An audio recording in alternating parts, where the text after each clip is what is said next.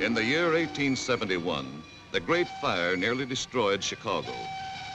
But out of the ashes of that catastrophe rose a new Chicago, a city of brick and brawn, concrete and guts, with a short history of violence beating in its pulse.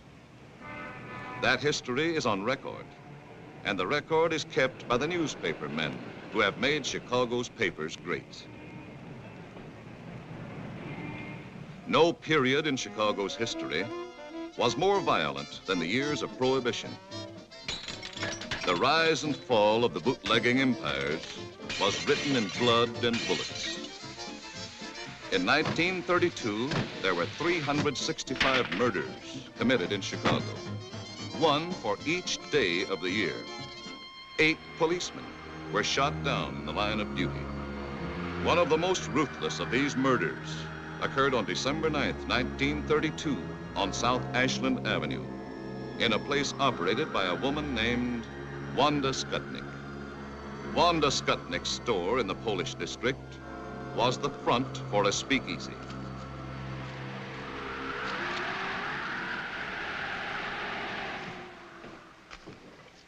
You got change for 20?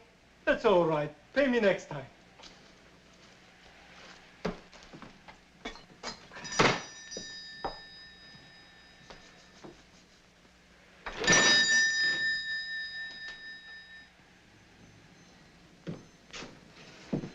Wanda, you're looking at a guy that's coming down with a cold. Sit down. Oh, thanks. Hi.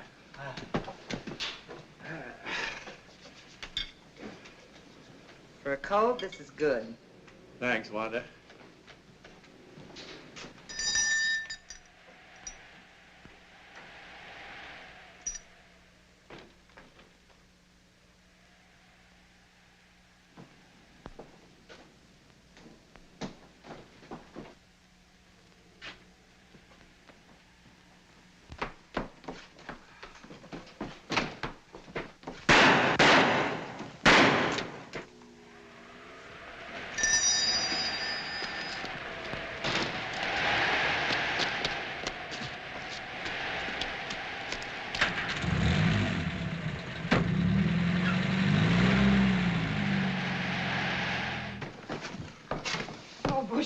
The police, Wanda. Get the police, quick. Hello.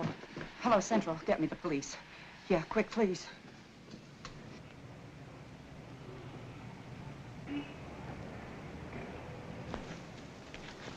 This cornered, frightened bootlegger gave information that pointed suspicion towards a man named Tomek Zaleska. Tomek Zaleska couldn't be found, but 2 weeks later, a tip from another source revealed that Zaleska had spent the night of the murder with his friend, Frank Wiecek. The police closed in on the home of Helen and Frank Wiecek.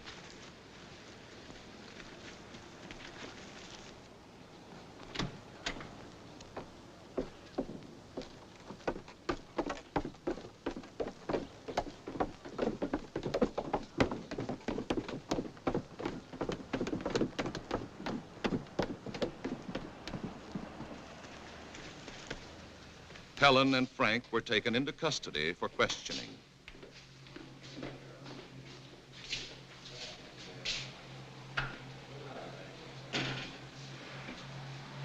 Frank Wiecek admitted that Tomek Zaleska had spent the night of the murder at his home, but insisted he knew nothing about the crime. Why did Tomek want to sleep at your house? Well, he was having trouble with his old man, and he was afraid to go home. When did you last report to your probation officer? Last Friday. You're sure it wasn't Thursday? No, I know it was Friday, because that was the day my wife told me she was going to have a baby. You went to the probation officer on Thursday, not Friday. There's your report card. You're confused, son. Try to be a little more accurate. Where were you at 3:30 on December 9th? I was with my wife. I remember because I was helping her shell walnuts for a cake she was making. You were wrong about the day you saw the probation officer. Maybe you're wrong about being at home shelling walnuts for your wife on December 9th. I know I made a mistake about the probation officer, but I know I'm right about the other thing. This statement was signed by your wife an hour ago. My husband was home with me on the 9th of December. I remember this because he was helping me pick dates for a cake. You sure it was walnuts?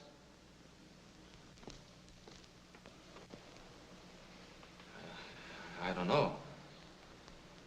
I'm sure she must be mistaken.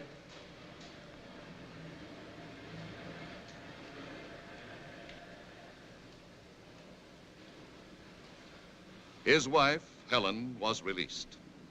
But because of Frank's confused testimony on insignificant points and his minor police record, he was held as a suspect.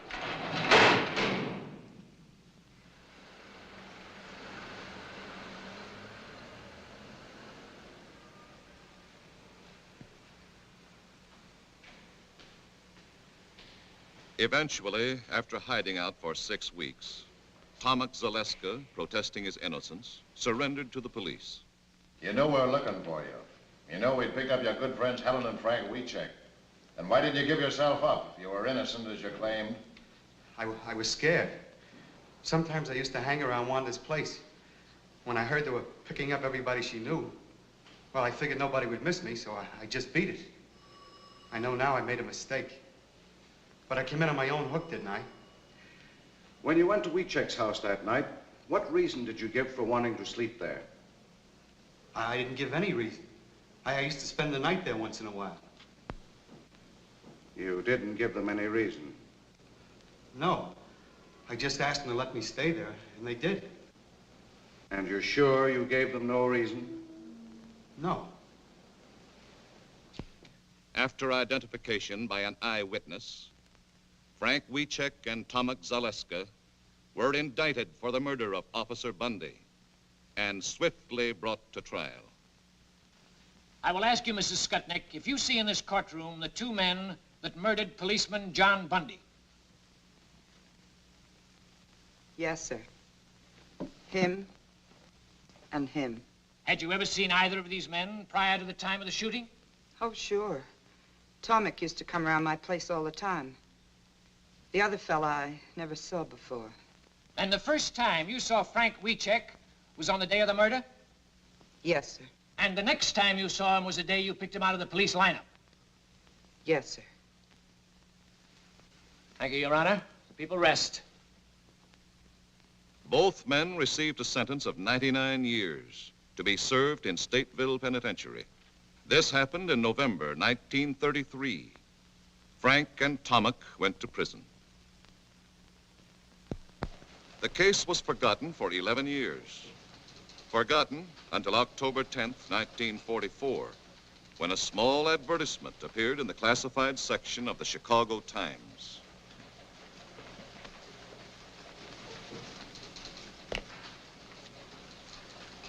Boy!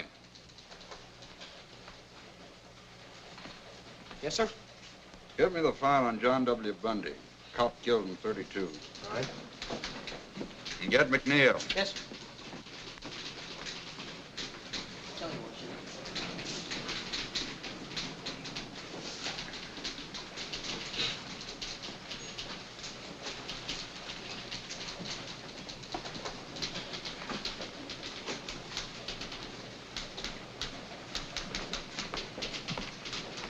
Check this.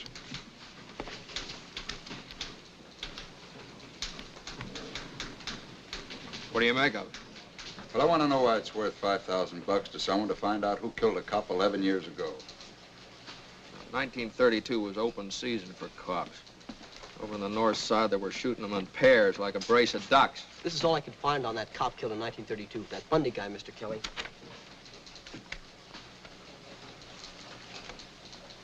Now, you see what I mean? He didn't rate much. Well, it wouldn't hurt to check it. You might get your name in the paper. This is sucker bait. Every grifter and mooch in town will be after that $5 grand. They'll frame their brothers to get it. And maybe this is a frame. There's a lot of angles to this thing. You see what I mean? Just takes you longer to catch on, that's all. I'm just thinking about it.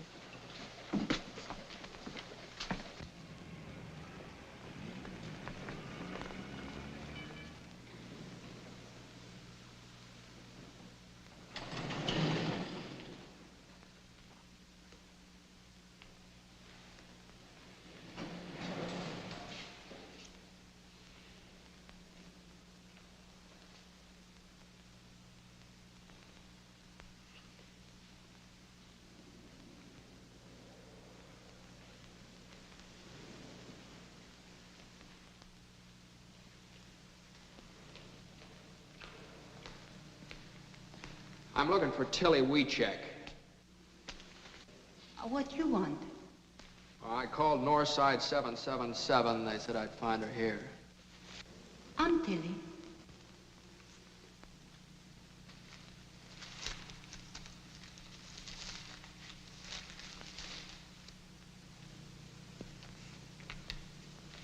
You run this ad? Yes. That's for me. You know something? No. No, I'm a reporter from the Chicago Times. We'd like to know why you're so interested in finding the killers of this cop. Frank Wiecek is my son. I his mother. My son's in prison for killing him. He didn't do it. My friends, they tell me if I offer big money, maybe somebody will tell who killed the policeman. Now, you mean your son's in prison for killing the cop, is that right? Yes, but he don't do it. My Frank's a good boy. He don't do this thing. About this $5,000. Where'd you get it? Is that important? Oh, yeah, it's very important. Where he got it, where you got it, might have a lot to do with the case. He might have it hidden away someplace. Maybe you got it from some mob that's trying to spring him. No. I work. I scrub floors. 11 years. I never miss a day's work. I earned it. Every penny. 11 years? That's a long time. Yes. You just say it. My boy, he lived it. Believe me, mister. You don't know my Frank. But me, I his mother. Well, you mean you got some new evidence, something that wasn't brought up at the trial? No. No. That's why I try to buy new evidence. No, you're just wasting your money. You'll get cheated out of it. No, not me. Look, lady. He's in for 99 years. Now, if you want to make good use of the money, send him lots of cigarettes and candy. Try and keep him happy. You're very kind. But I not use my money for candy or cigarettes. If you're not able to help, I get my Frank out someday. Somehow, I dream of this day. $5,000 a lot for a dream. Yes. 11 years. I dream and I work. First, I tried $3,000. Nothing. Now I try $5,000. Suppose nothing happened. Then I work 11 more years. I get $10,000. But my boy, someday he get out.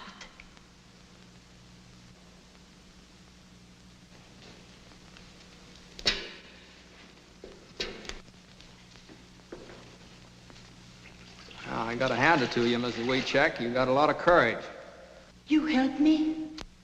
I'm afraid I couldn't do that. I'm only a reporter. I just write the story. Now, good luck to you.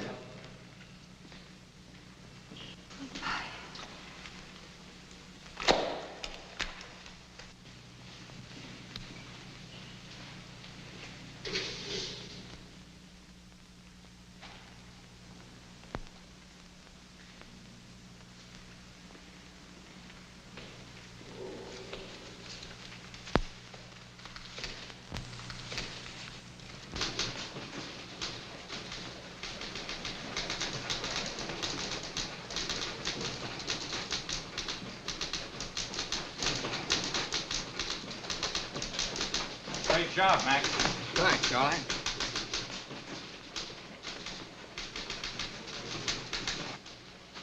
Mac.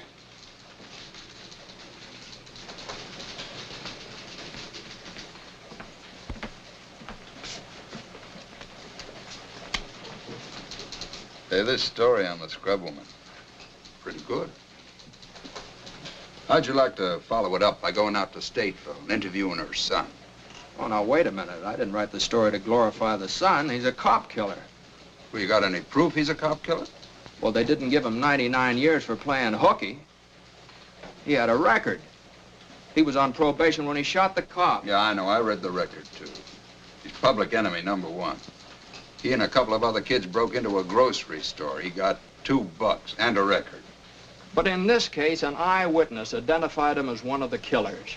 The Supreme Court reviewed the trial. The conviction was upheld. Well, so what? It wouldn't hurt anything to hear what the guy has to say, would it? Well, why? If you go out there... Well, look, Mac, let's put it this way. Maybe I'm interested for personal reasons. Maybe I'm interested because my mother did the same thing. She scrubbed floors on her hands and knees for more than 11 years, sent me through school. Okay, I'll go out to the pen tomorrow and see him. How about expenses? Here's a voucher. Take it to the cashier.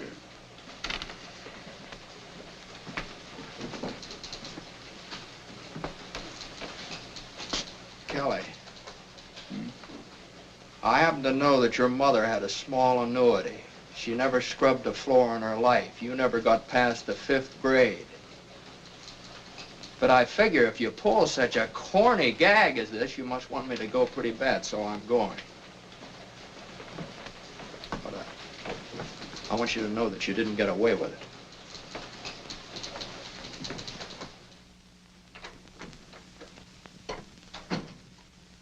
Jim? Yeah? You're early tonight. What happened?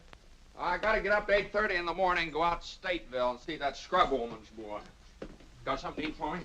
Mm-hmm, it's all ready. Hey. Hi. Hi.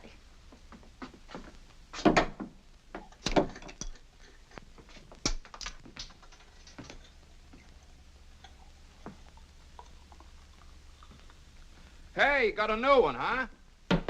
Isn't it a beauty? 500 pieces. Yeah, I can't see how a smart girl like you can spend so much time on these things. Oh, I noticed you worked on the last one.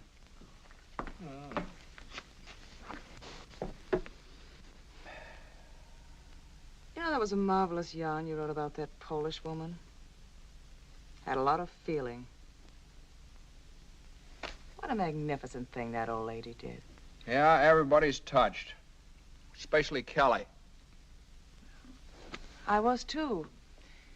Makes you feel warm. Well, I hit it pretty hard. But don't start believing it. I read the files on the case. That kid killed the cop. He got what was coming to him.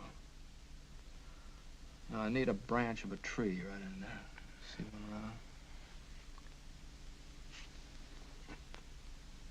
Oh, that sky. That sky. I wasn't thinking about the boy. I was thinking about his mother.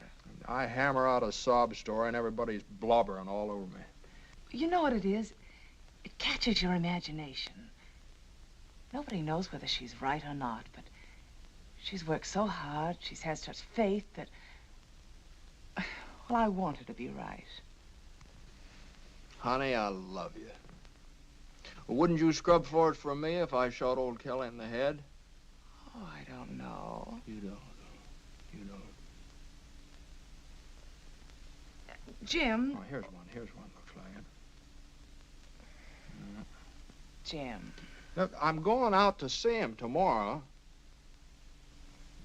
Well, you women are suckers for sentimentality, aren't you? I guess that's how I got you. All I had to do was dangle an orange blossom in front of you. Oh, it took a little more than that, Mr. McNeil. It did. Mm-hmm.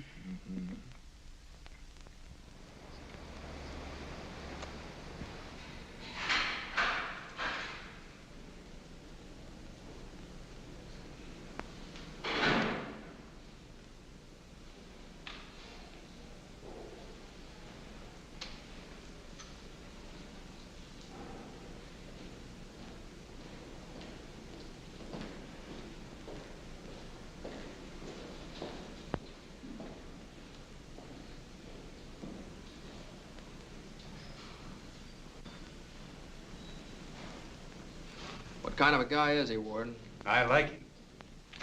Oh. Frank, this is McNeil of the Chicago Times. He wants to interview you. Now, you don't have to consent to this interview or answer any questions if you don't want to. But I do want to. Sure I want to. Okay. That's fine. He's yours. Sit down, Frank.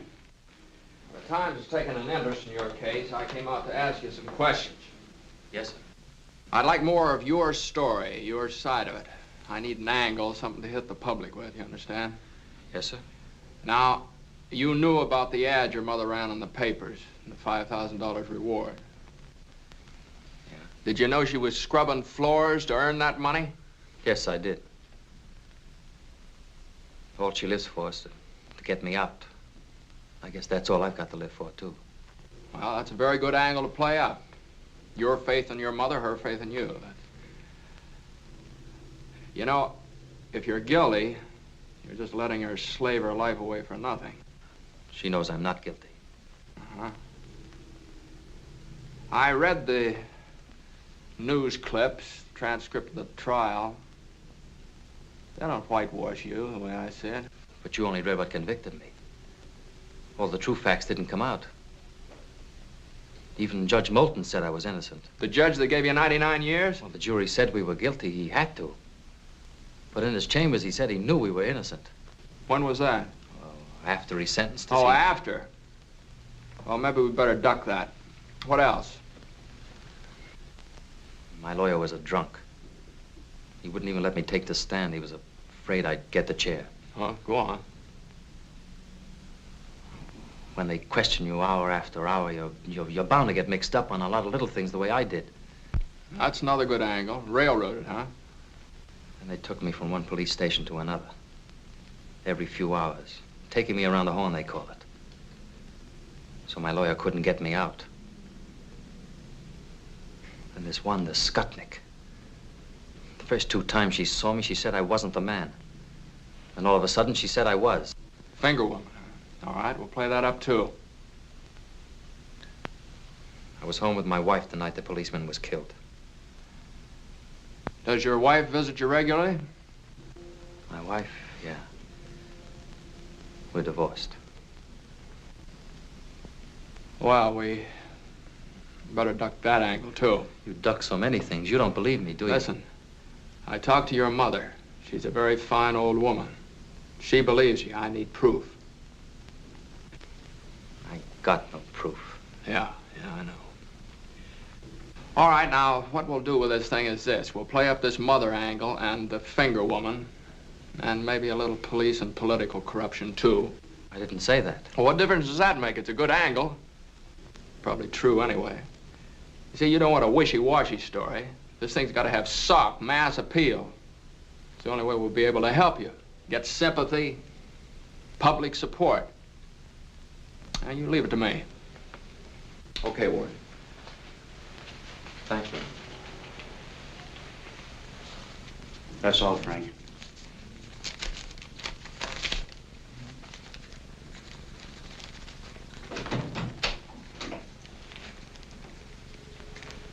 Are there any guilty men out here? Not if you hear them tell it. Sure make a hard pitch, don't they? 99 years is a long time. Maybe he'd been better off if he got the chair.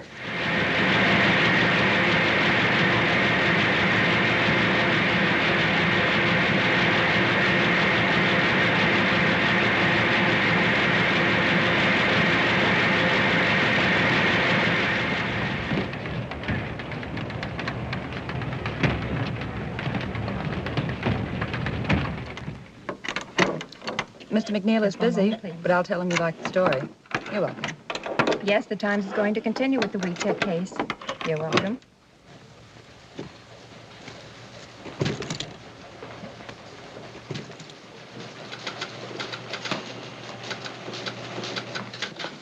Yeah. Yes. Well, thank you very much for calling. That's right, lady. I guess the Times is going to follow up the case.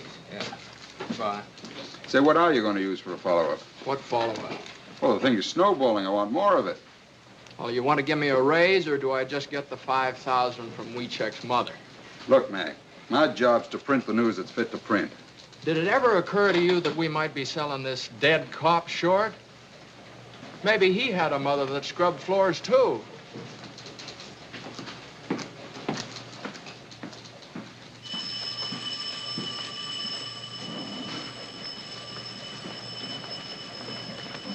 And another thing, you remember what Wiechek said about that judge that promised him a new trial?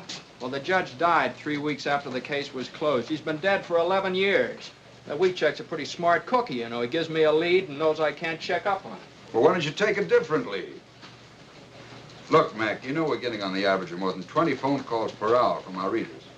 And every time that phone rings, you see those great big juicy headlines. I know, Chicago Times clears innocent man. Well, why not? Well, why not? It's impossible, Kelly. You can't do a thing like that. Listen, Mac, if you don't like the story, if you think he's guilty, end it. Write a finish piece and kill it. I'll take that deal. I'll interview his wife. She believed in him so much she divorced him. That ought to kill it for good.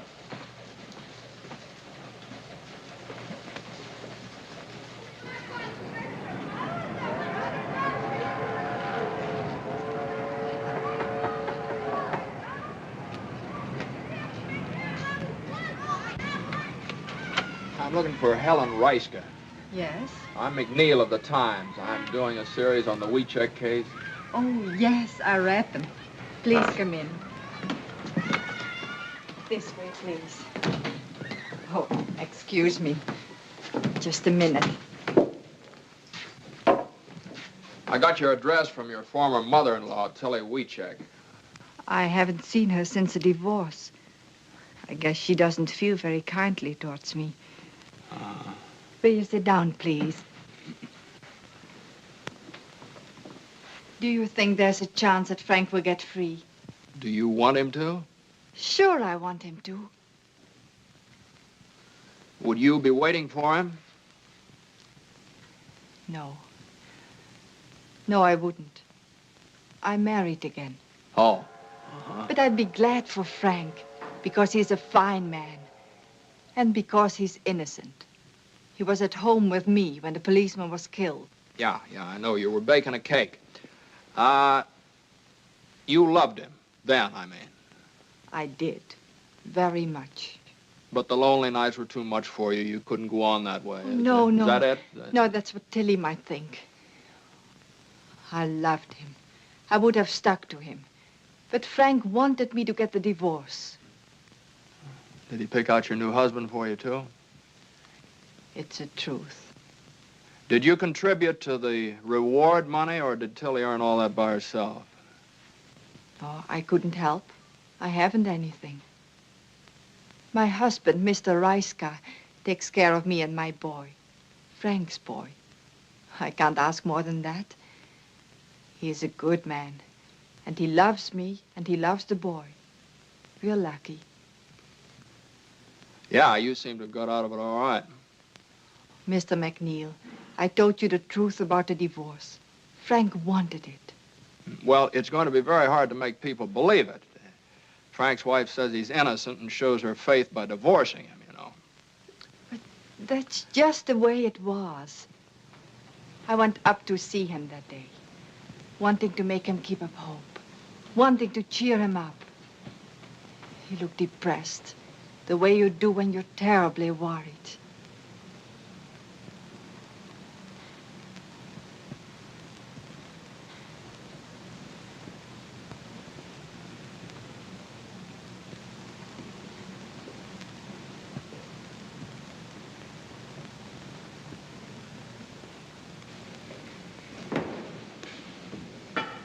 How have you been?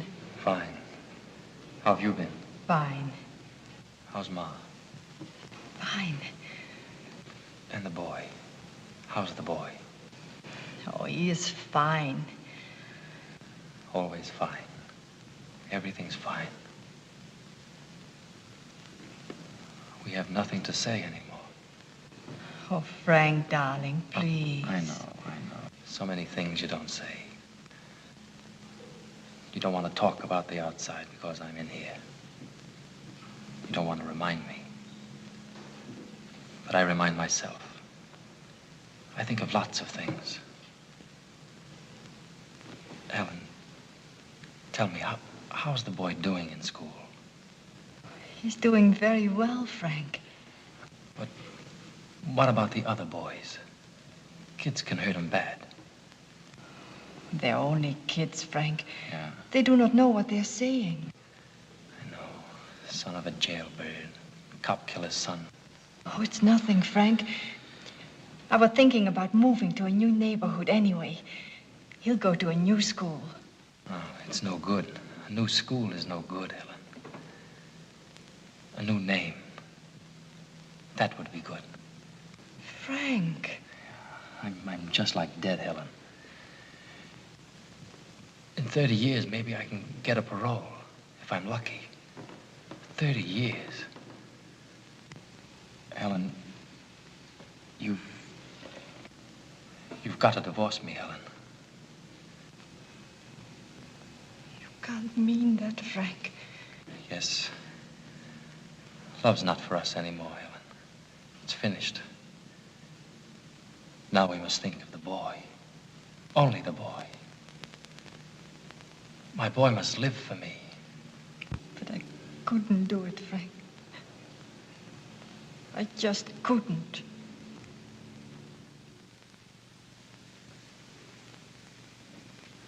And for over a year, I wouldn't do it, Mr. McNeil. But Frank kept begging me and begging me. Then I met Mr. Reiska. He loved me, and he was fond of little Frank. He understood everything about us. Well, what about the boy? Does he know? Yes, he knows. But now everyone calls his father Uncle Frank. We've made a point of that. Look, Mom, Brandon! No! You lost the other one. This is Mr. McNeil of the newspaper. And that's my husband, Mr. Reiska. Reiska? And that's my boy, Frank. How are you? Say, I'd like to get a couple of shots of you and the boy, if it's all right. That's all right. Come on, son. Come over Sit- here, sit Frank. Right there. There you are. Come on. Hey.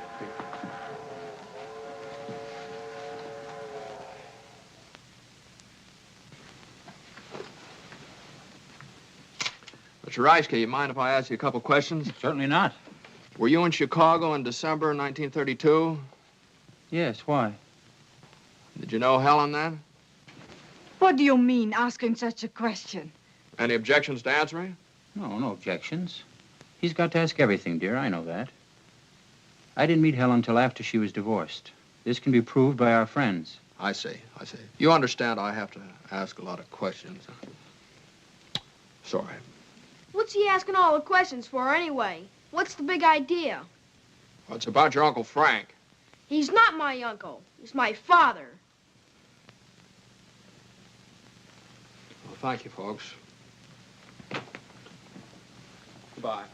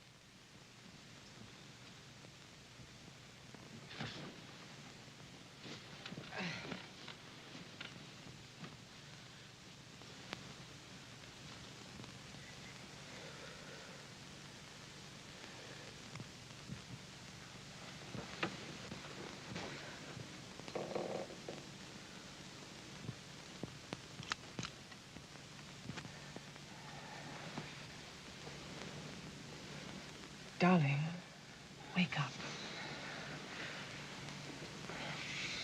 What's the matter? Huh? Hungry? Want a nice sandwich? Oh, no. You've been gnashing your teeth and making an awful noise. I've never known you to be like this, Jim. I don't know. Maybe it's something I ate. I ate the same things. Well, maybe it's something I wrote down.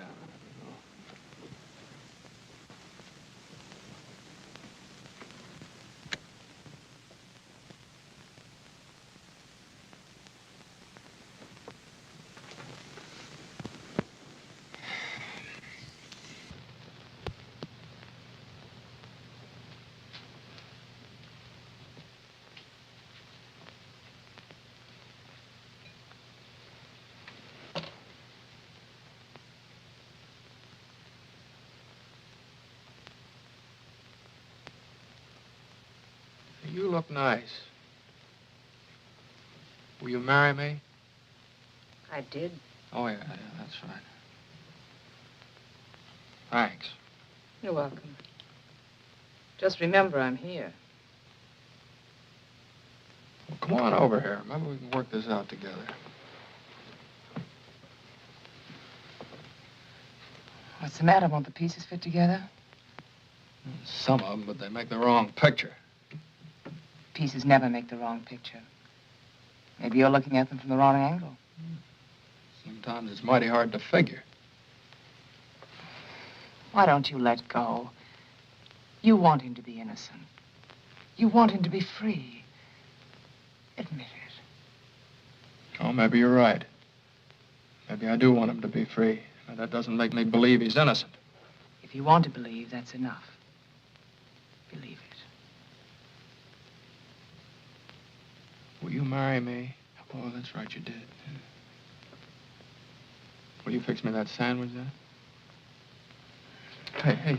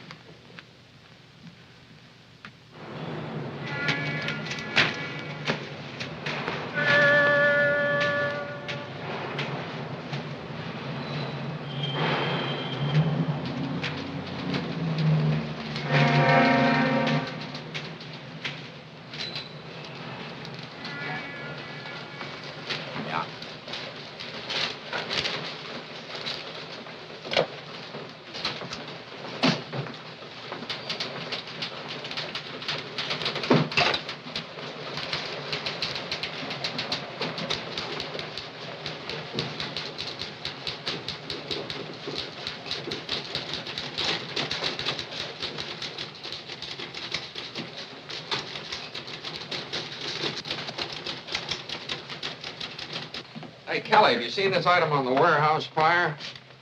Might be a firebug, arson ring. You think there's anything to it? There might be. I'll follow it up. Is that an assignment? Sure. Oh, Mac, I know there's nothing more to the WeCheck case. It's all washed up. But before you tackle this warehouse yarn, the warden called me this morning. WeCheck wants to see you again. Well, for what? I don't know. Maybe he wants to confess. Well, I was just up there. Don't I get time off for good behavior? WeCheck's been up there for 11 years, Mac. That cop's been buried longer than that.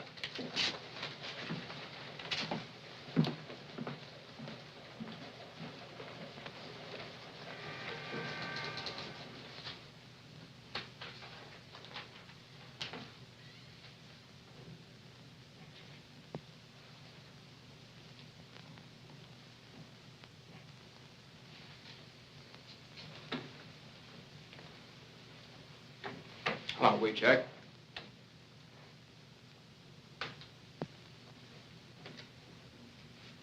Mr. McNeil,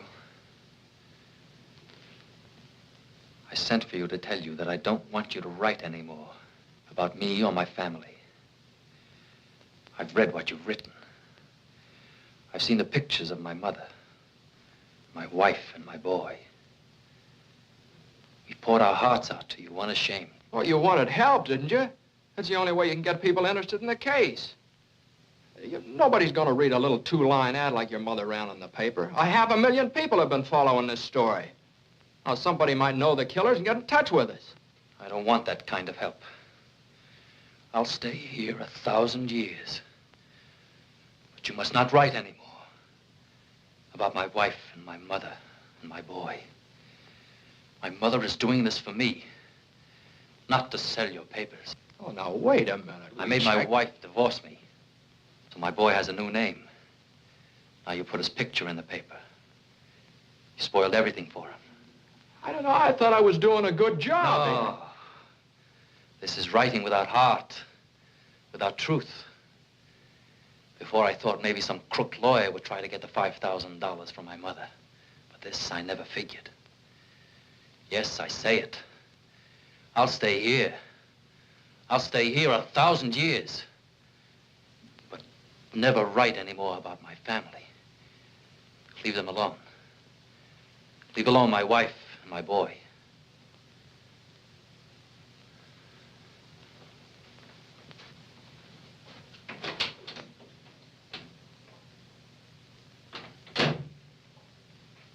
What do you make of that? Well, I guess he figured you pitched him some pretty low curves. It was a story. I wrote what I saw. You know, up here, every man claims to be innocent. But the prisoners are the harshest judges of themselves. And they believe we have only two men who don't belong here. Tomek Zaleska and Frank Wiecek. All right, Warden. Say, I wonder if you'd let me try something else. I'd like to talk to Tomek Zaleska. Okay.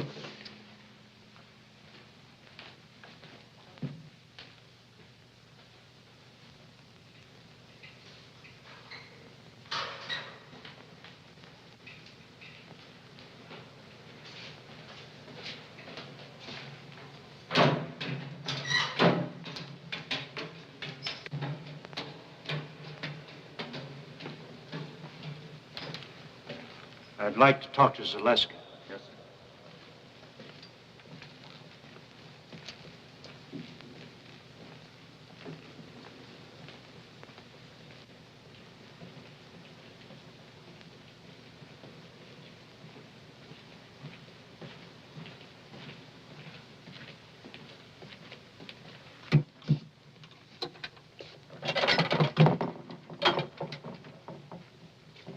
Tomek, this is McNeil of the Times. He'd like to talk to you. Yes? Warden, would it be stretching the rules too much if I talked to him alone? No. No, go right ahead. Thank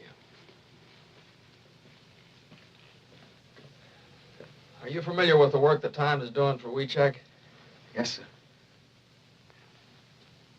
Now, look, Tomek, we want to clear up this Bundy case one way or the other.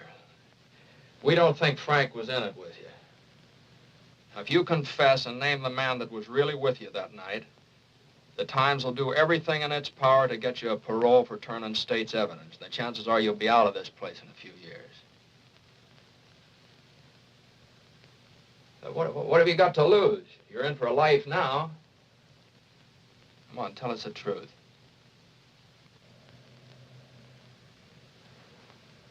Sure.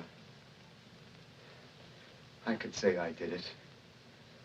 Then maybe have a chance of getting out like you say. But if I confessed, who would I name as my partner, Joe Dokes? I couldn't make it stick for 1 minute. That's the trouble with being innocent. You don't know what really happened.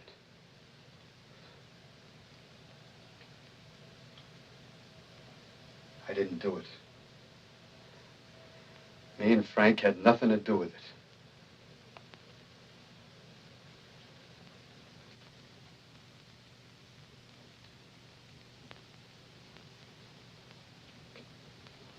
Okay, Tomek.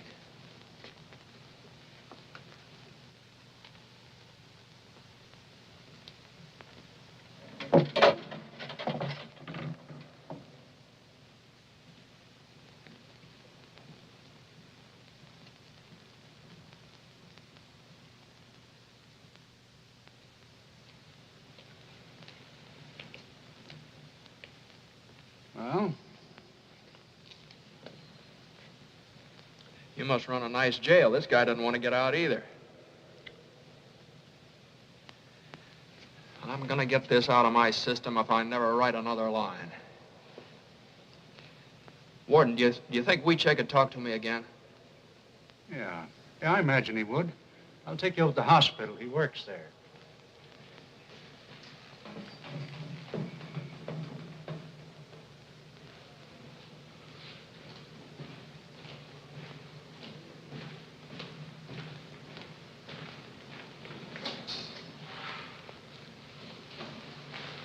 Frank, Mr. McNeil would like to talk to you again, if it's all right with you.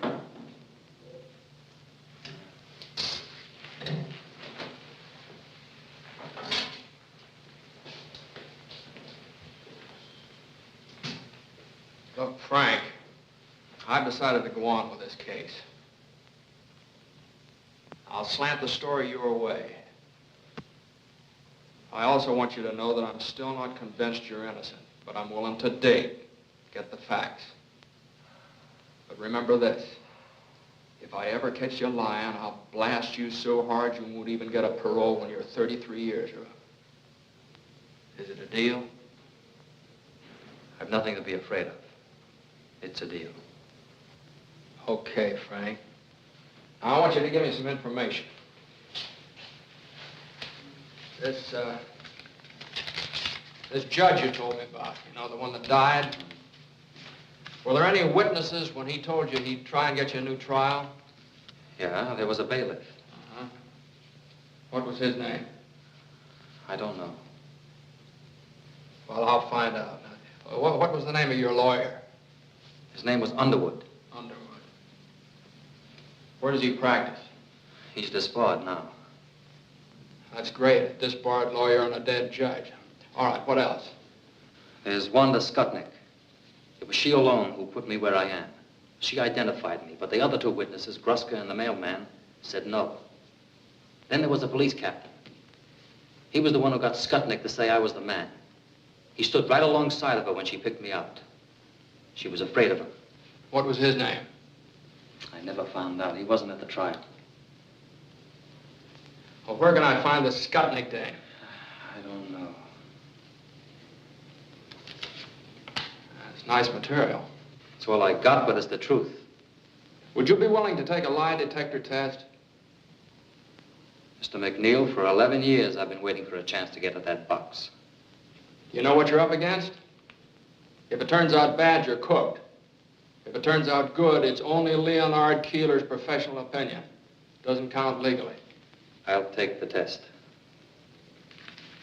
Okay, I'll fix it up for you.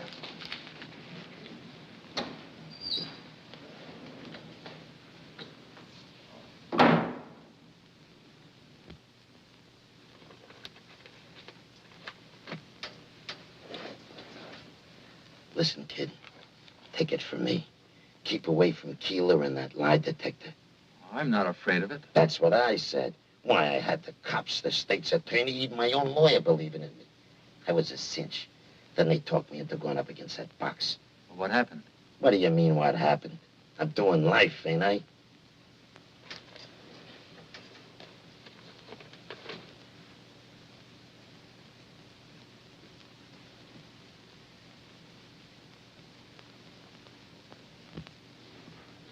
Well, the only thing the machine is for is to record the emotional reactions of an individual. We place a blood pressure cuff about the upper arm of the subject, and then through the impulses to the timbre system, record the variations in blood pressure and pulse on this stylus. Then the pneumograph is fastened about the subject's chest, and we record the changes in the respiration. And the electrodes fastened on the palm and the back of the hand to record the changes in electrical conductivity of the skin. It's a very sensitive criteria for emotional reaction, emotionality. Oh. Mr. Keeler's all ready for you, Frank. Sit down, Frank. Just take it easy and relax. I'll do the best I can, Mr. Keeler.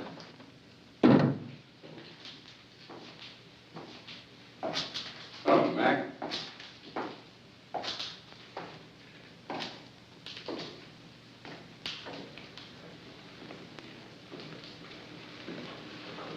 What are you doing here? I was driving out to Decatur to see my brother and thought I'd stop by. I'd never seen a lie test before. Decatur's out the other way. Yeah, well, I took the detour, the long way around. Yeah.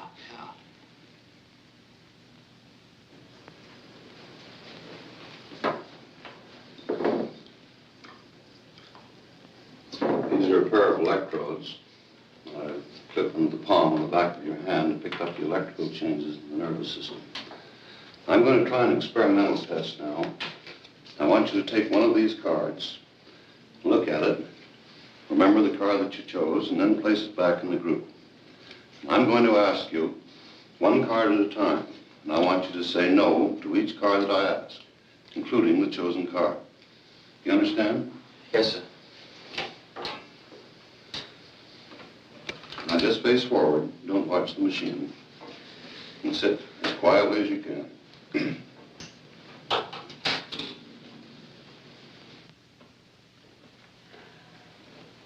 Hey, what's he doing that for? Oh, he's forcing him to lie so it'll show on the graph. Gives good basis for judging Wiechek's reactions. Did you choose the 7 of clubs? No. Did you take the 3 of spades? No.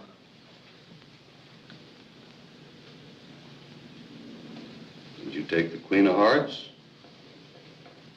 No.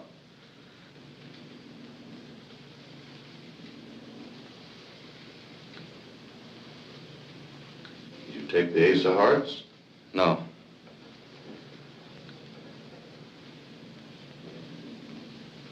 Did you take the 5 of Diamonds? No.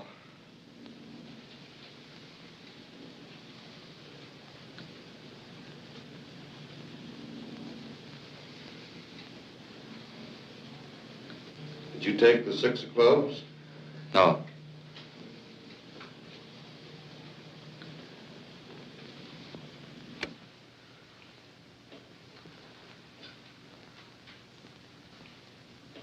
You took the 5 of Diamonds, Frank. Did you? Yes, sir. Now I have a prepared list of questions I'll ask you. I want you to answer all of these questions now by yes or no. And if you have anything to explain, do that after I ask you all the questions. Just turn around and face forward. Sit as quiet as you can all the way through the test.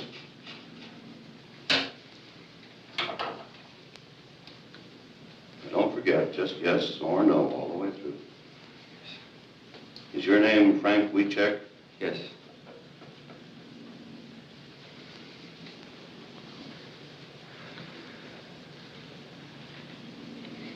Did you have breakfast this morning? Yes.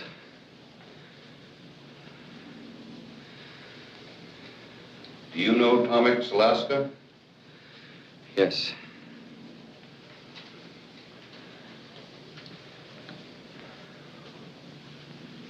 You're 6 feet tall, aren't you? 5'9". Just a minute now. Just yes or no, all the way through. I'm sorry, sir. And sit quietly. Yes, sir.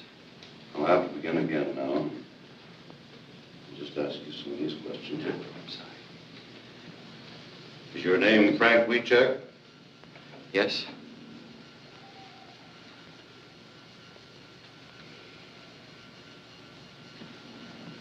Were you in Wanda Skutnik's store on December 9th? No.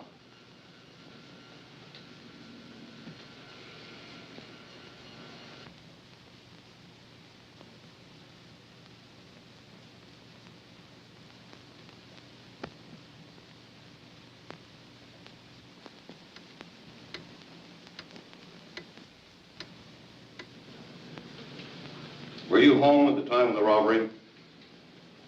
Yes.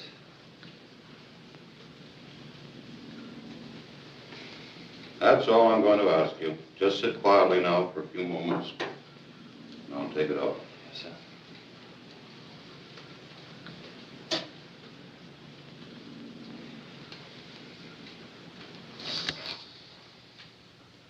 Now we're all through, Frank.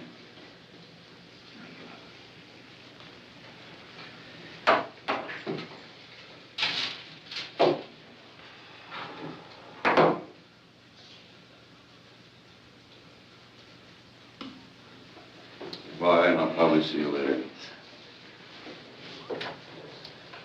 See you later, Frank.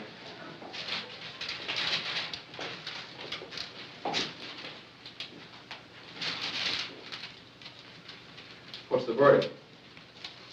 Well, there's the record.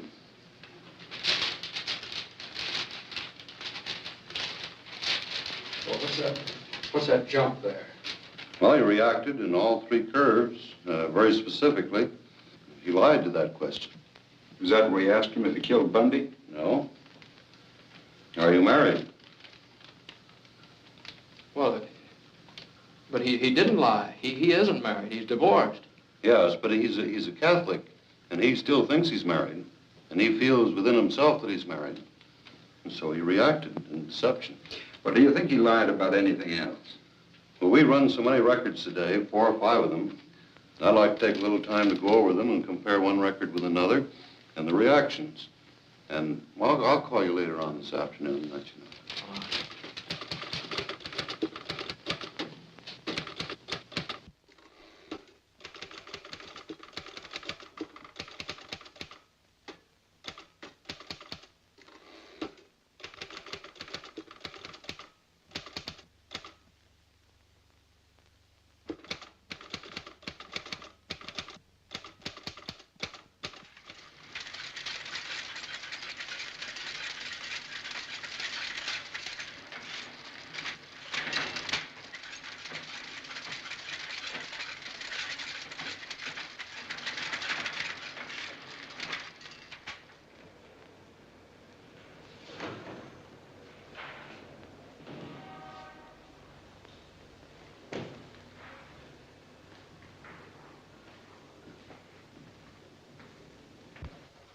Hiya, McNeil. What can I do for you? Say, Larson, I'd like to check on the date of arrest of a fellow by the name of Frank Wiecek.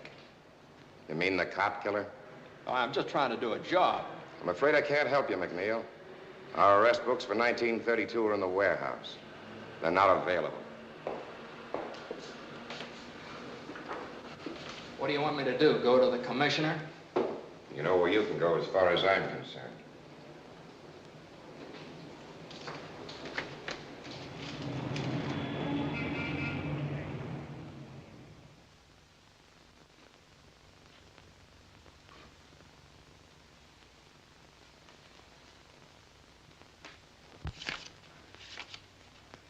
Here it is. Booked for murder December 23rd.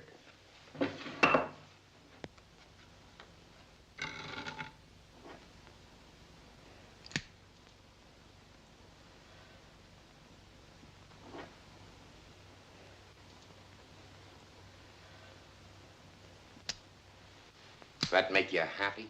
One of the things I was looking for. He was booked on the 23rd. Now, if I can just find out whether he was arrested before then. What difference would that make? Well, if he was arrested before the 23rd, it'd prove that this Skutnik dame could have seen him a couple of times before she identified him. Captain Norris of the New City Precinct handled the Skutnik identification. He never operated that way. Captain Norris, huh? Say, let me see the arrest books for December 1932, will you? I can't help you on that. Look, all I'm trying to do is to find out whether this fellow Wiecek is a cop killer or not. You know, back during Prohibition, the police department got pretty tough when a cop got killed. Now you're talking like the guy in the street. Always thinks we're running around with rubber hoses beating up innocent people. Look, you seem to think the cops framed Wiecek. You're the one that's doing the framing. You're framing the best police department in the country. Bundy was a good cop and a good man. Why don't you write about his wife and son? And about the other 357 cops killed in the last 20 years? Oh, back in 1932, they did a lot of things. Maybe they did, but they weren't always wrong. How do you know? Were you in the division at the time? No. All I can say is it's awful hard for a man like me to be fair to a cop killer. And supposing he isn't a cop killer? Maybe I ought to help you, but I just can't. You've helped me plenty, don't worry. Captain Norris, huh? Had charge of the Skutnik identification, huh? Well, it looks like he's sort of mixed up in this himself. Maybe I better go over and talk to him. You better take a shovel with you. You'll have to dig him up. He died in 38.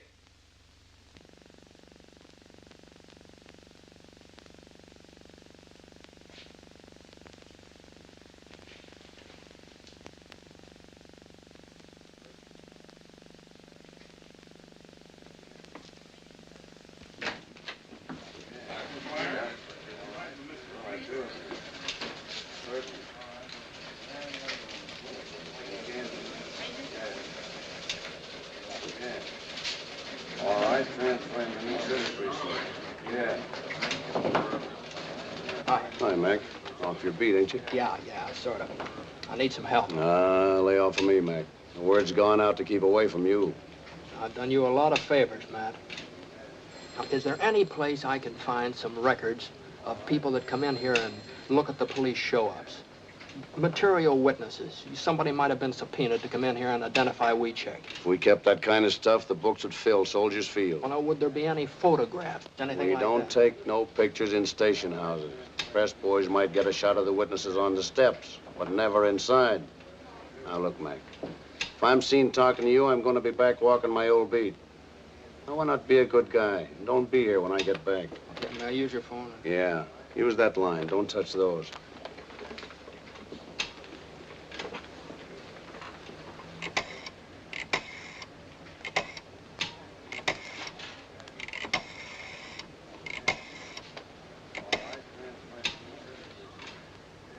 This is McNeil. Give me Kelly. Say, check through our files to see if any of our boys took pictures of the Weechek arrest in 1932. Get someone to check the Tribune and the rest of the papers. Now listen, Kelly, a photographer takes maybe 10 shots, prints one of them. I want to see the other 9. Now listen, the Herald Examiner, they were still in business then, weren't they? Now this is just their kind of picture.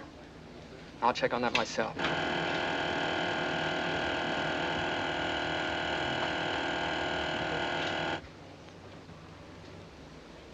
Hey, I just thought of something. See you later.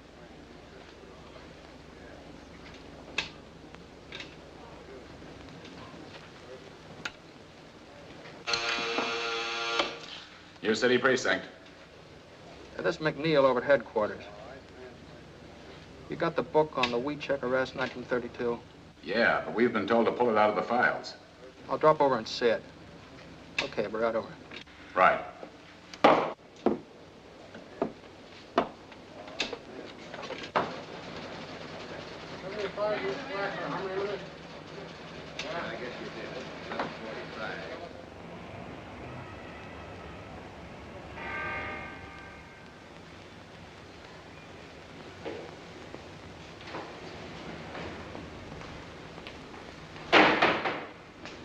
Yeah, I'm McNeil. I just phoned you from headquarters. You got that book on the Weechek arrest? Come in.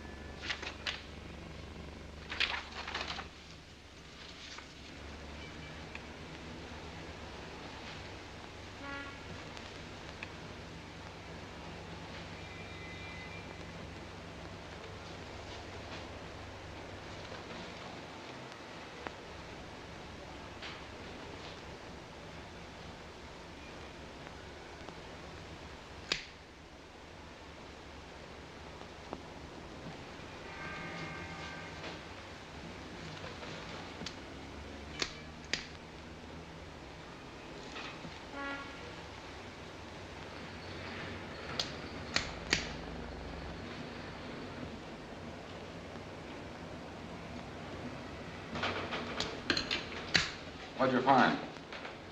Weechek was arrested in the morning of the 22nd. He wasn't booked until the afternoon of the 23rd. Norris took his time, didn't he? What'd you say your name was? McNeil. What division? I'm McNeil of the Chicago Times. This is confidential information. This is public information, and I'm entitled to use it. We've got our orders. You got a beef, you talk to the state's attorney's office. That's a good idea. I think I will. In the meantime, I wouldn't let anything happen to that book if I were you.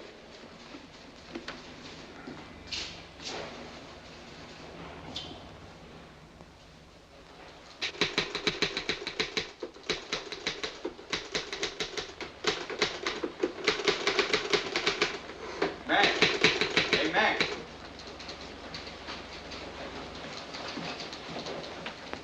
Hey, this is hitting him pretty hard, isn't it? I haven't even started on him yet. I think this whole thing stinks. Kelly speaking. Yeah. Yes, sir. Right away. That's the boss. He wants us both. Let's go. Let's go.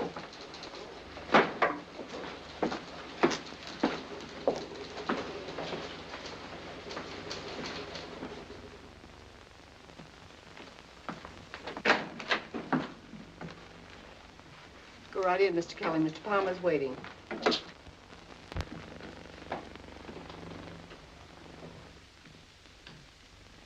Mr. Kelly, Mr. McNeil, I believe you know the commissioner. Oh, I...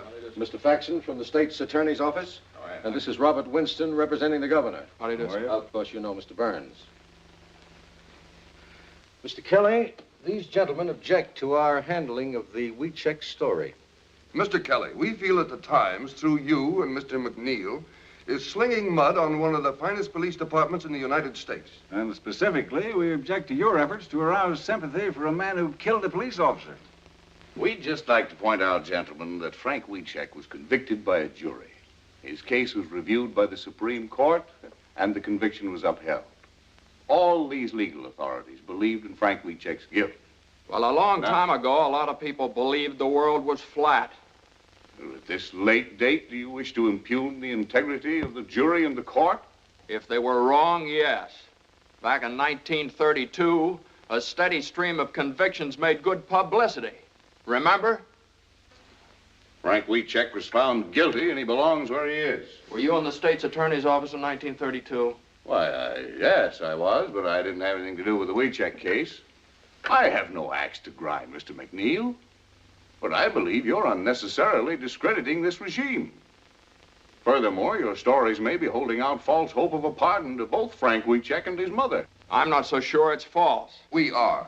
Look, up until now, what we've printed was based on interview and investigation. We've invented nothing, and we don't intend to. Well, a great deal of emotion and color can be lent to simple facts. The governor feels this entire matter is undermining law and order. But Wiechek is innocent. It'd be criminal for us to stop now. Well, you must remember, Mr. McNeil, that another political party was in power at that time. We're not to blame, but the public tires us with your brush. You can't destroy the confidence we build up in this regime just to sell newspapers. It may have started like that, but it isn't that way anymore. Now, look, gentlemen, believe me, this man is not guilty. I don't know if he's guilty or not, but we don't want this police force persecuted anymore. Well, what's the difference? Now, just a minute, gentlemen. The governor wants this thing cleared up. We're not asking you to forget the man if he's innocent, but we don't want this dragged on and on just to promote circulation. Now, we have a proposition to offer you to settle this thing once and for all. I can suggest to the governor that he set up a hearing of the pardon board. If Wiechek is exonerated, he'll get a pardon. But if you can't clear him, you're to drop this matter once and for all. Is that a deal? What do you say, Mac? It's a deal if Mr. Palmer says so. Okay. It's a deal. I'll ask the governor to set up a special hearing next week. Are you ready to accept that? Yes, I am. There's just one thing, Mr. McNeil. If you go before a pardon board and they turn him down, it'll go on Wiechek's record. Then when he's eligible for parole, that record may hurt his chances. Now, mind you, there's no regulation. There's no law. But the very fact that he was investigated by the pardon board and turned down may have a prejudicial effect upon his application. What you're doing is gambling with Wiechek's parole. Now, that's a chance we'll have to take. Well, gentlemen, let's settle then. We're agreed. Thank you very much, gentlemen. We'll live up to our end of the bargain. Goodbye. Goodbye, sir. Goodbye.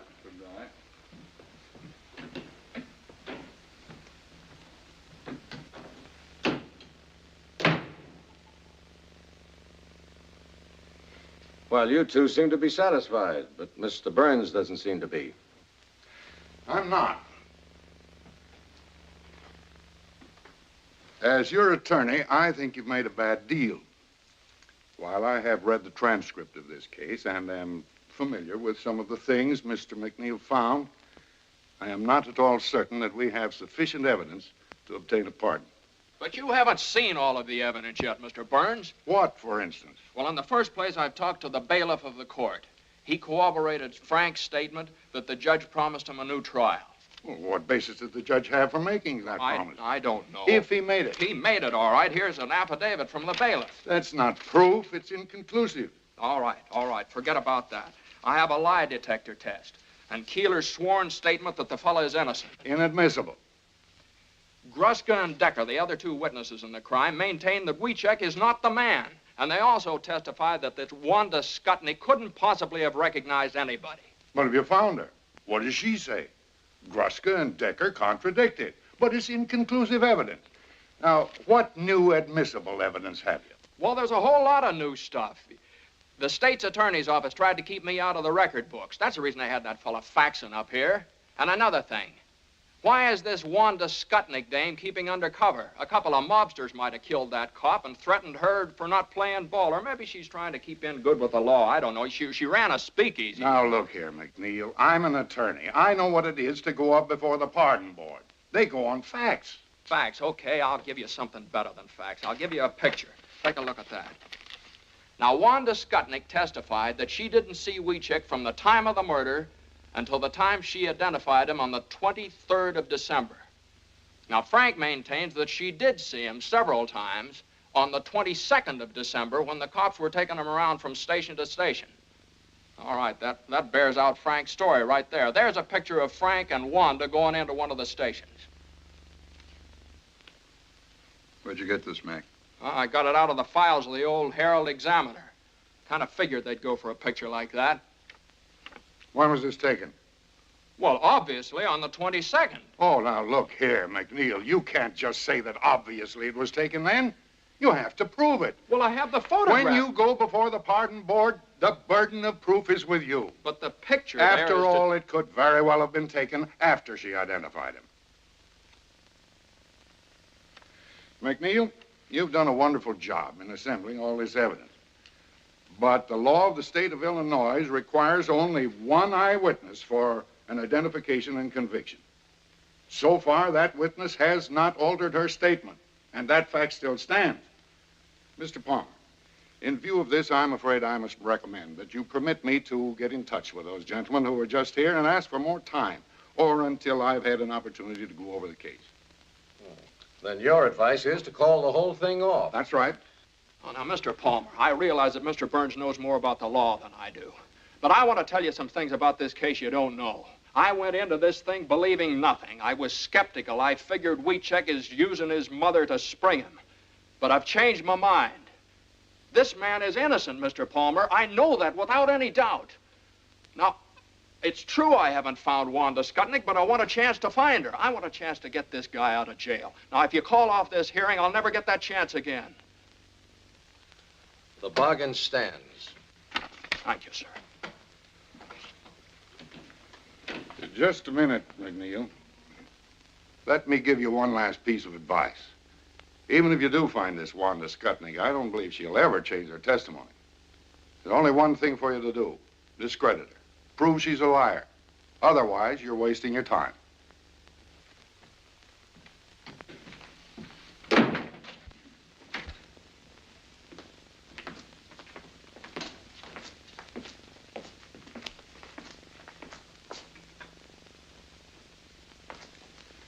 Yeah, that's great. Great speech, Mac. Now you've really got to find Wanda Skutnik. Now, listen, Kelly. I haven't been wasting my time. I know a lot about Wanda Skutnik. Now, she used to run a speakeasy. All right, she's probably still in the liquor business. She's Polish, and she used to run around with a guy that works in the stockyards.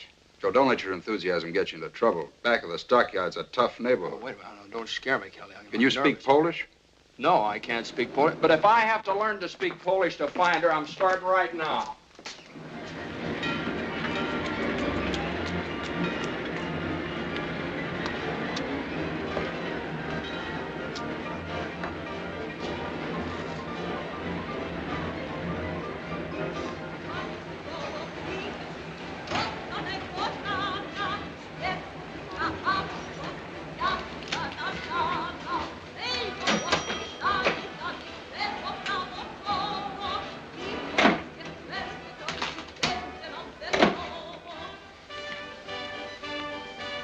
What do you have?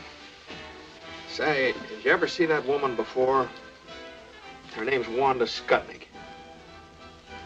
You a copper? No. Her uncle died, left her a little money. I hear she's remarried. Having a hard time finding her. Money, huh? Well, I don't know. I'll see if the boys in the back room know about it.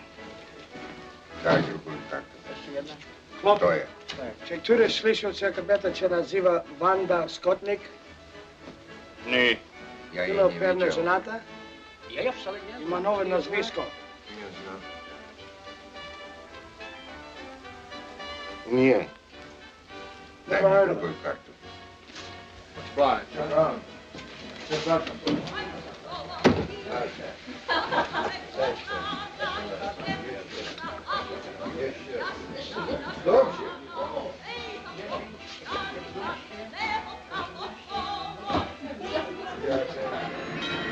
McNeil divided the district back of the yards into blocks and sections, and for days and nights systematically combed every beer parlor and saloon.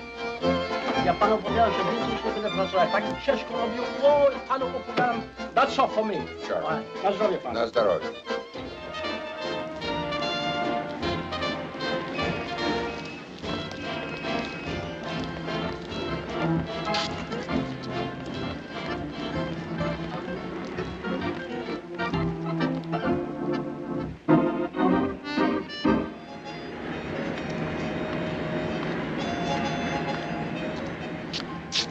Ja mam 21. Ile ty masz? Ja wszystko wygrałem. Wódka to proszę, ja tak sobie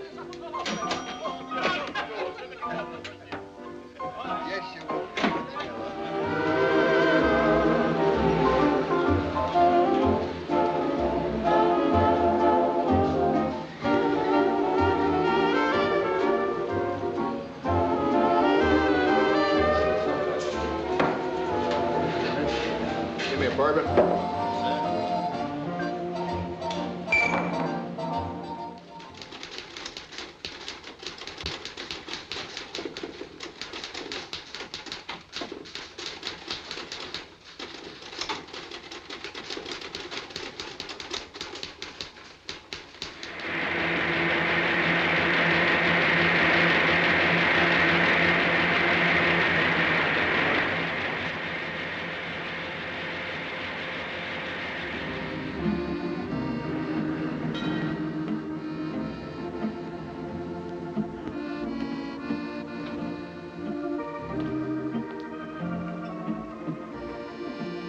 What do you have?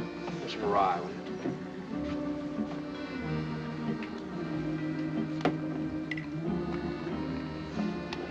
Say, did you ever see that woman around here? No, I don't think I have. Her name's Skutnik, Wanda Skutnik. A lot of women come in here, but I don't know them by name.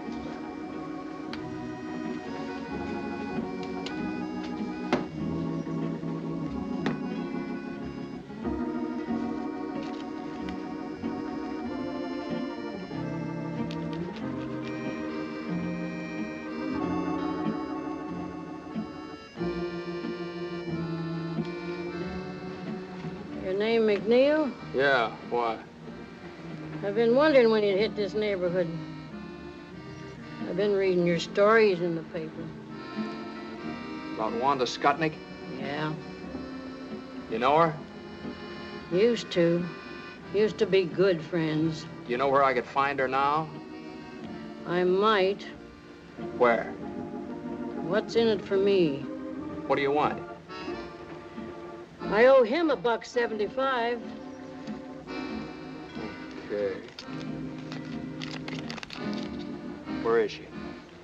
I ought to have one to talk on. Yeah. Hey, couple of drinks here, huh? What happens to Wanda if you find her? Oh, not a thing. I'm just going to ask her some questions. There ain't no warrant out after her, nothing like that. No, nothing like that. Leave the bottle here, too, will you?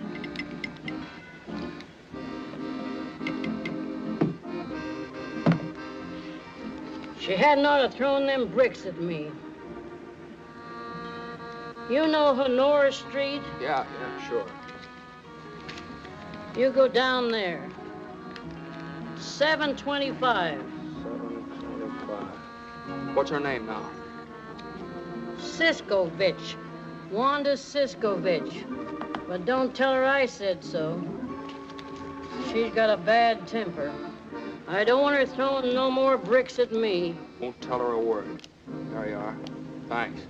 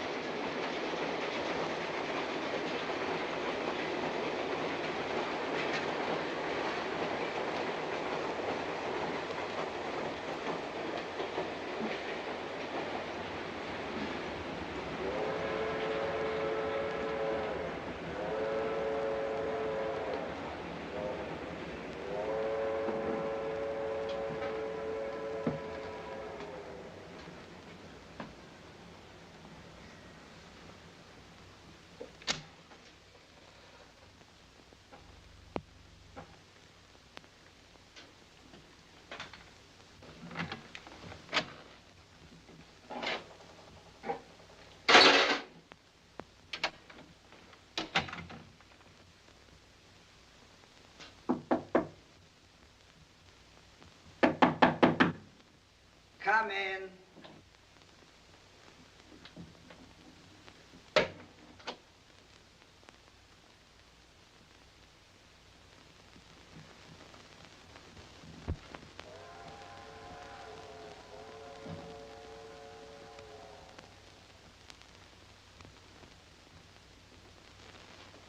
Who are you?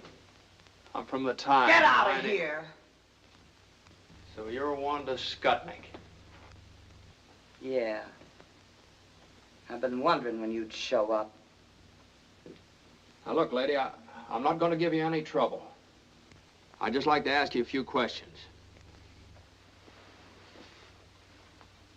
You want to cry in my beer? All I want to know is this. Is there any possibility that you might have been mistaken when you identified Wiechek? No. Well, if you're so positive, we can prove it. Will you take a lie test? A lie test? You think I'm crazy? Look, will you give me a sworn statement? I did my swearing in court. How many times did you see Frank before you identified him? Never. You didn't see him before the police show up? No, only when he killed the cop. Look, I said all I got to say. That's all there is, see? What do you mean that's all there is? There's a lot more than that. This kid's been up in the pen for 11 years. Now, look, I've got to go before the pardon board day after tomorrow. Now, Frank's got a good chance to get off if you help him. I got no reason to help Wiechek, and I got no reason to help you neither. You're the one that wrote them lies about me. I've been thinking of suing you for libel. That's the reason I wrote them. I called you a liar and a bootlegger and a finger woman. I insulted you every way I could think of, and I'm going to keep on doing it, see? Go ahead and sue us for libel. I'd just like to get you up on a witness stand under oath. Yeah, and you still wouldn't get nothing out of me.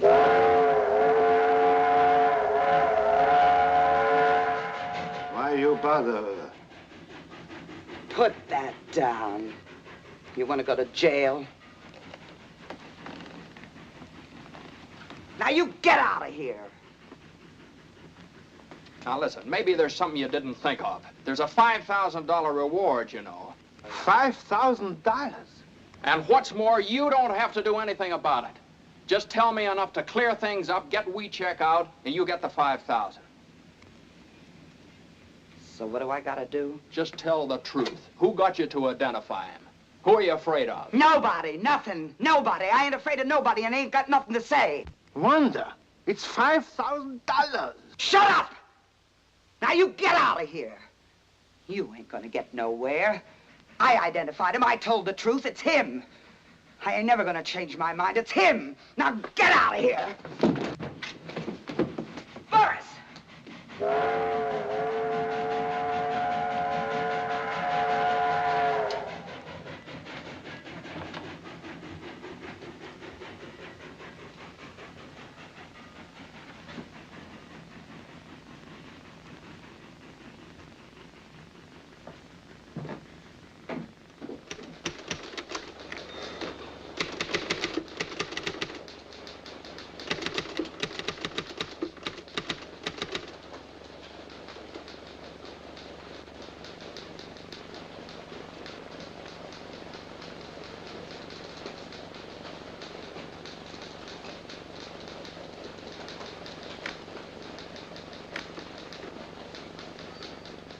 Well, Mr. Burns has given us a clear picture of the situation. If Wanda Skutnik can defy the pardon board, if the board has no authority to subpoena her, the power to make her talk, then we're helpless.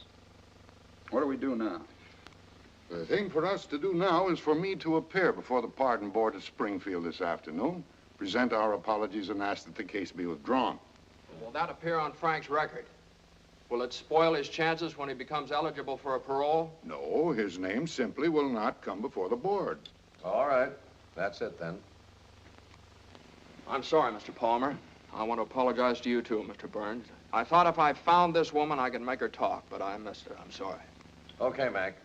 Kelly, write a finished story on this Wanda Skutnik and end the whole thing. Get the paper off the hook.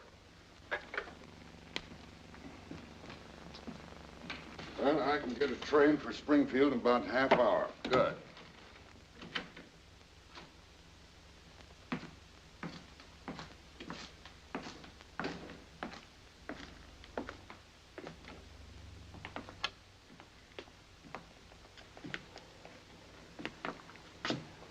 Big day for the Weechecks.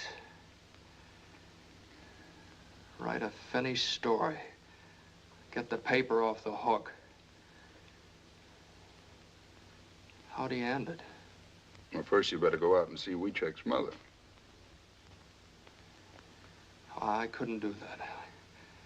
I just couldn't do that, Kelly. What he wanted to do, read it in the paper?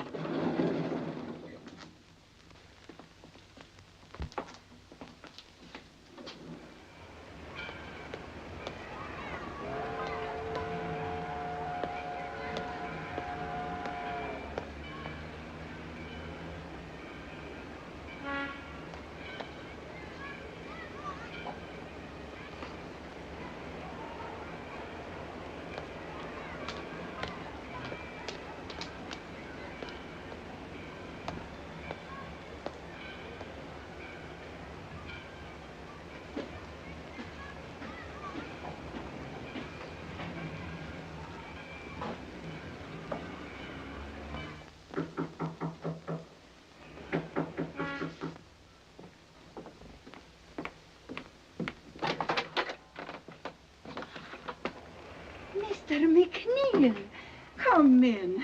Thank you.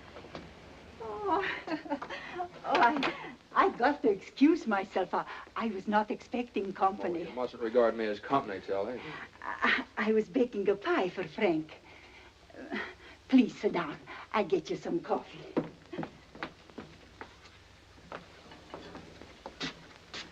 I really can't stay, Telly. I just came out to talk to you about something. About the pardon board, yes? Oh, I pray for this day. I want to tell you about it. Yeah. Come over and sit down. And now it has come. It is here. Telly, I must tell you this. Yeah. We're going to call off the hearings. We don't have a chance in the world of getting Frank his pardon. No chance. No. But you work so hard. You do everything. Everything I could. You got lawyers. He tell pardon board. We have the best. But don't you see, Tilly, if we go before the pardon board now, it'll just be hurting Frank's chances for a parole later on. We can't get a thing out of Wanda Skutnik, and without her, we have nothing. I saw her at the trial. She will never tell. Like a rock. She will never tell. But she knows. Yes, she's afraid. She will not talk, never. And without her, we have no evidence. Evidence? They got no evidence when they sent my Frank to prison for 99 years. I got no evidence when I scrub floors every night. Go without supper. Walk to work so I save a nickel for Frank.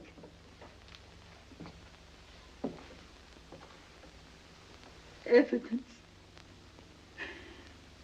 What is this evidence?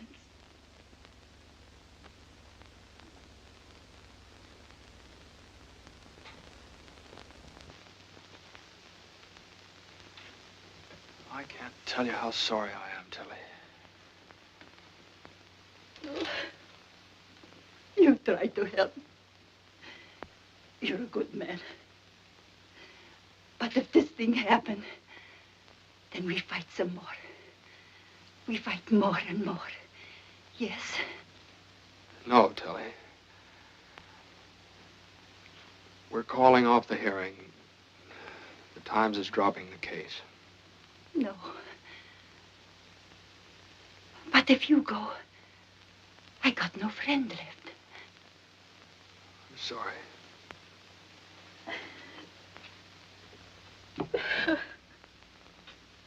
No friends left. No friends no more.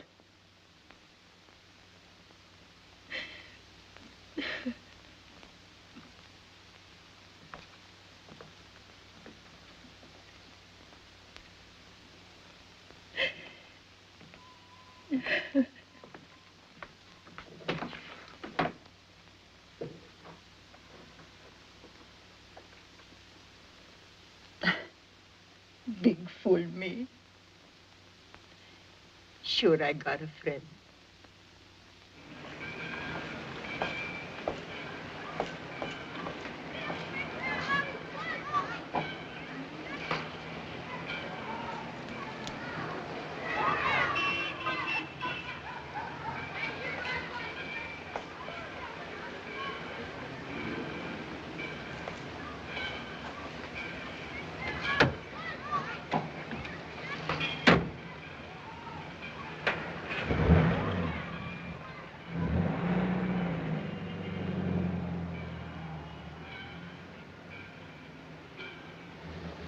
Where to?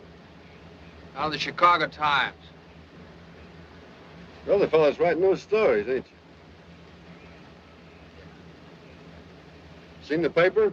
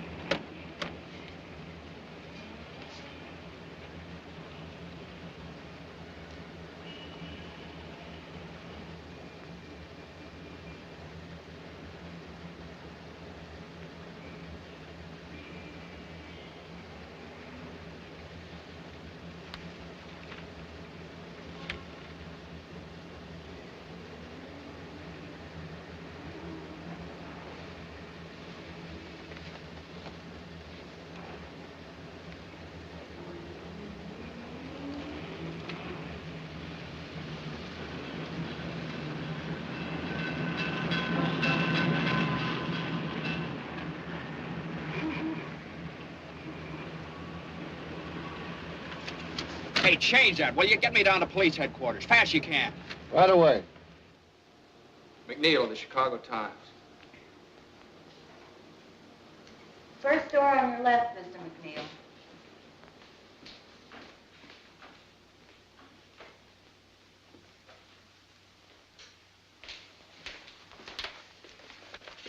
Say, did you make the enlargement of the photograph of this forged check here? Yes, why? I got a picture here. I just wondered, could you blow that section of the picture up right there? Sure. Would all the details come out on it? Well, that depends. You got the negative? No, that's all I got right there. Well, then I'd have to make a dupe. How long would that take? Oh, a couple of hours. What do you think? Could you get started on it right away? Yes. But you're McNeil at the Times, aren't you? Been working on that wheat check case. That's right, I'm McNeil. At first, I thought this guy was guilty. But now I don't know. You take a look at it. Hey, can I use your phone? Sure, right over there.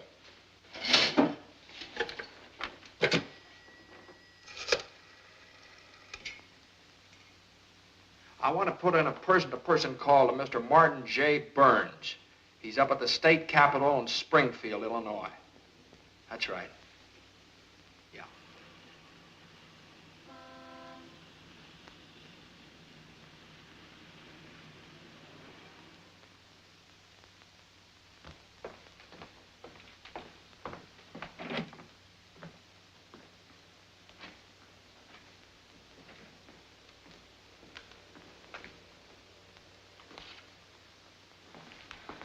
Sorry, gentlemen.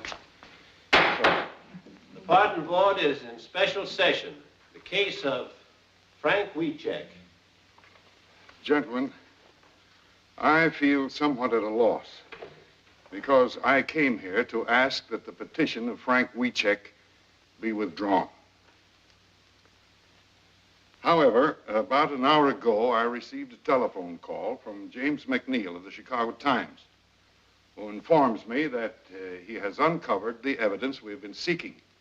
It is conclusive evidence that supports the petition of Frank Wieczek.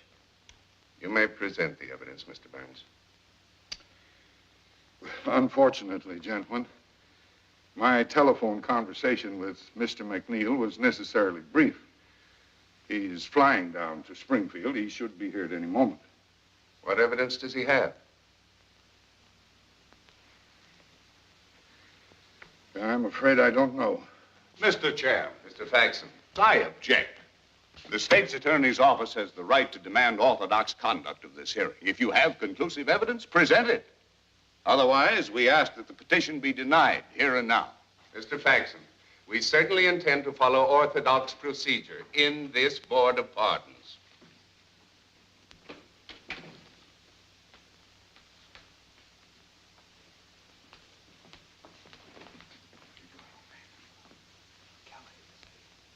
Kelly's sending it over the AP wire. Have you got anything at all? Don't have a thing. We just have to stall them. Let me talk to them. All right. Mr. Chairman, gentlemen, I'd like to ask your permission to have Mr. McNeil of the Chicago Times address the board. Granted. Thank you, sir. Mr. Chairman, gentlemen, I'd like to apologize for being late, but it was just impossible for me to get here sooner. I don't know how much Mr. Burns has told you. Strictly from a reporter's point of view, understand. I've assembled what I feel is a very solid case. And of what does this case consist? Well, it consists of such debatable items as a lie detector test. Now, I realize that you're unable to accept that. You want evidence. But sometimes the weight of evidence, just because it's in the record, is heavy enough to crush the truth. We'll discuss the shortcomings of our judicial system some other time, Mr. McNeil. Yes, sir, I'm sorry. I realize that at the present time you want facts. We have a notarized affidavit from the bailiff of Judge Moulton's court that the judge felt that Wieczek did not receive a fair trial. We have those documents before us, Mr. McNeil. They could hardly be called conclusive. Yes, sir. But as you probably know from those documents, Gruska and Decker contradicted Wanda Skutnik's testimony, and those affidavits bear them out. The board is aware of that, too, Mr. McNeil. But Wanda Skutnik has not altered her testimony, has she? Wanda Skutnik lied from beginning to end. She lied about everything. You know, it's a very funny thing about the Statue of Justice up there. She has a sword in her hand. It's a double-edged sword. Cuts both ways. It keeps cutting the ground out from under everything in favor of Frank Wieczek, But the other side of it, that isn't so sharp. It doesn't cut the ground out from under Wanda Skutnik, and she's the only one responsible for Wiechek's conviction. Now, I have a police record here that proves that Wiechek was arrested on the 22nd of December. I have another one here that proves he wasn't booked until the 23rd of December, 1 day later. Okay. Wanda Skutnik testified that she didn't see him from the time of the murder until the time she identified him in the police lineup. Here's a photograph of Frank Wiechek and Wanda Skutnik together going into a police station. Now, take a look at that, gentlemen. That's new, and that's the basis of my conclusive evidence. The two photostats of the police records merely indicate that some time elapsed between Wiechek's arrest and the time he was booked. As a reporter, you know very well that this is a common occurrence at police stations. Yes, sir, but what about that photograph? It must be perfectly obvious to you, Mr. McNeil, that we have no way of knowing when this picture was taken. Was it on the 22nd or the 23rd? Or was it during or after the trial? Yes, sir, I know. Now, gentlemen, that's what delayed me. Now, if I do prove that that photograph was taken on the 22nd of December, 1 day before Wanda Skutnik identified Frank Wiechek in the police lineup, how about that? What then? In that event, Mr. McNeil, we might be obliged to render a favorable decision. But can you prove it? Yes, sir, I think I can. I just need a little time. Time? Do you mean to say, Mr. McNeil, that you still have no corroborating evidence? No, I'm not sure. The police laboratory down in Chicago is enlarging this section of the photograph. Now, if the enlarging process... Yes, I know, but how long will this take? As soon as the enlargement is developed, they're going to send it over the wire photo system from the Chicago Times to the Illinois State Journal, which is just a few blocks down here. Now, all I ask, gentlemen, is that you go down there and see that thing with me. I object. The methods of publicity previously used in behalf of the plaintiff indicate that this may rightly be regarded as an attempt to make journalistic capital of this hearing. Now, I am authorized by the state's attorney's office to state categorically that in the opinion of our office, the facts set forth in Wiechek's behalf do not indicate that he was a victim of a miscarriage of justice. We're here to protect the interests of the people of this state, not to sell newspapers. Mr. Chairman. Gentlemen, the governor ordered this hearing for the purpose of arriving at the truth. If you fail to consider every item of evidence, no matter how improperly presented, you have defeated the very purpose of this hearing. What is your decision, Mr. Chairman? Gentlemen, we'll go. Are you clear to Springfield? Yes, sir, the wire's open. We'll hold it open. Have the picture in a minute.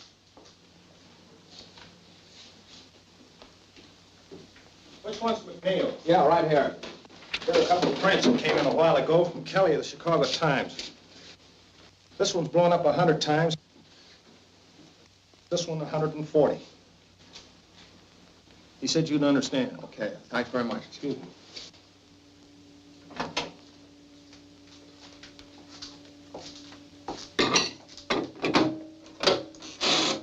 Ask them if they're ready. Springfield, are you ready for this picture? We're ready. Okay, here's the final lineup. Okay. All ready, Mr. McNeil.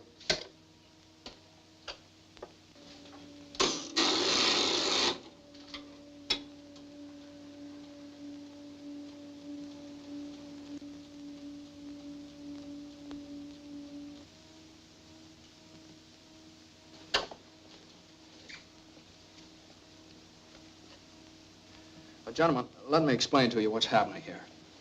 As you remember, this is the picture I showed you before, you know, and this is the area we're working on right here, the newsboy. All right, now this print is that area enlarged 100 times. And this print is that same area enlarged 140 times. Now, the picture coming in now is this area right in here, blown up as big as possible. Well, what do you expect to find in the enlargement? The date on the newspaper held in the newsboy's hand. Is that possible? Frankly, I don't know, sir. It depends on a whole lot of things. condition of the dupe negative, the density of the print.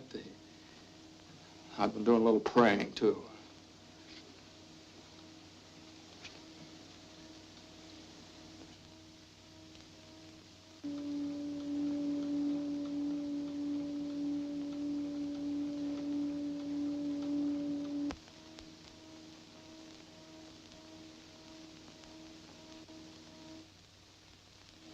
That's it, Mr. McNeil. Excuse me, please. How long will this take? Oh, it's a positive print. Shouldn't take long. You can come along with me if you want. This way, Colonel.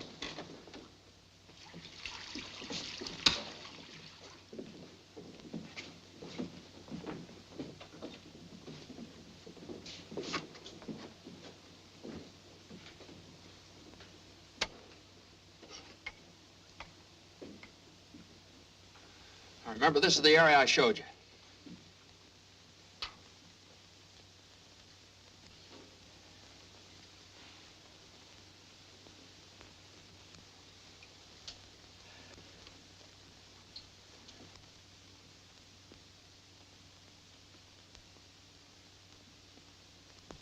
There, it's beginning to come through. Now, what's the date? What's the date?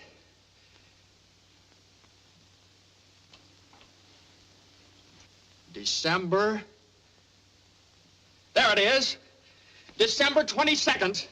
22nd of December. There it is.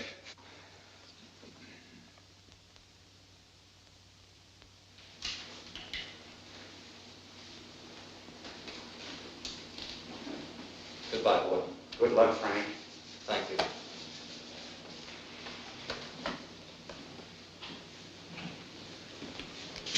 New suit and $10. Almost $1 a year. Oh, look, Frank. It's a big thing when a sovereign state admits an error. Remember this. There aren't many governments in the world that would do it.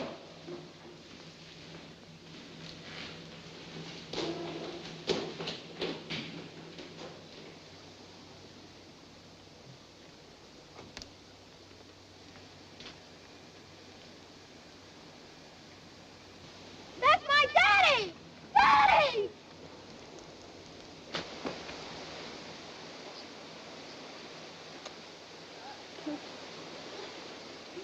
Franuś! Franuś!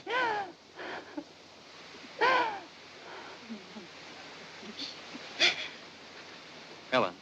Frank. Frank, this is... Yeah, I know. I want to thank you for everything you've done for Helen and the boy. And I want you to know you can have the boy with you whenever you want him, and for as long as you like. Thanks. It's a good world outside. Yes, it's a good world outside. And Frank Wieczek is free. Free because of a mother's faith, the courage of a newspaper, and one reporter's refusal to accept defeat.